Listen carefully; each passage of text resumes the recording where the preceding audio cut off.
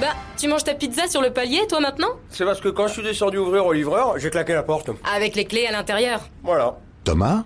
Ouais. C'est le Crédit Agricole. Pour vous rappeler qu'avec votre assurance habitation jeune à seulement 6 € par mois, vous êtes couvert en cas de perte de clé. C'est le Crédit Agricole? Ouais, tout va bien. La nouvelle assurance habitation jeune du Crédit Agricole, 6 € par mois, c'est tout. Contrat assuré par Pacifica, entreprise régie par le Code des assurances et distribué par votre caisse régionale de Crédit Agricole courtier en assurance. Tarif en vigueur au 1er janvier 2023. Conditions sur crédit-agricole.fr. L'info éco avec Capital.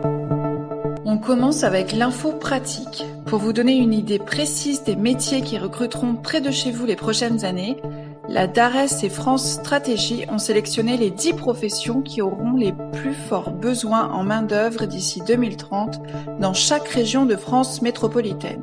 Pour estimer les perspectives de recrutement de chaque métier, les deux organismes ont pris en compte deux indicateurs: le nombre de départs à la retraite et le nombre de créations ou de destructions nettes d'emplois prévues entre 2019 et 2030. Enseignants, aides à domicile, infirmiers, retrouvez dans notre article le top 10 des métiers qui vont recruter dans votre région d'ici 2030.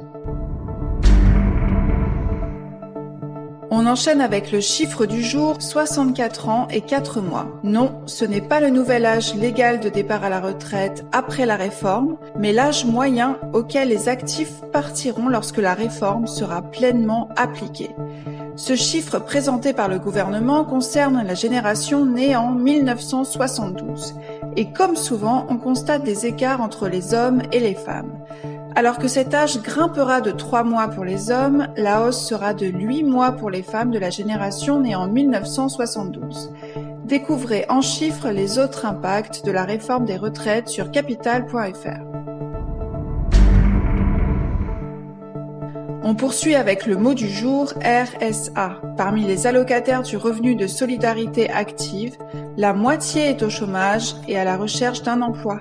Or, 2 tiers d'entre eux, 67%, disent rencontrer des difficultés importantes dans leur quête d'un travail, selon une note publiée le mardi 24 janvier par la Direction de la recherche, des études, de l'évaluation et des statistiques. Le principal frein à la recherche d'un emploi est lié à l'absence de transport. Autre obstacle, les problèmes de santé qui concernent particulièrement les bénéficiaires du RSA âgés de 50 ans ou plus. Retrouvez les conclusions de cette étude sur notre site. Et pour terminer, la mauvaise nouvelle du jour concerne le crédit immobilier.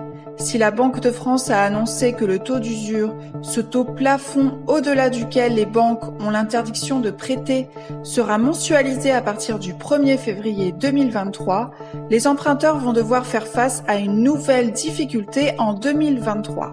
En effet, avec la hausse des taux de crédit annoncés dans les prochains mois, les mensualités des ménages vont flamber. Problème, depuis le 1er janvier 2022, le taux d'effort des emprunteurs, c'est-à-dire le ratio de leur charge d'emprunt sur leurs revenus, ne doit pas excéder 35%, ce qui devrait compliquer encore un peu plus l'accès au crédit pour les ménages. Pour en savoir plus, rendez-vous sur notre article disponible sur capital.fr. C'était l'info éco avec Capital.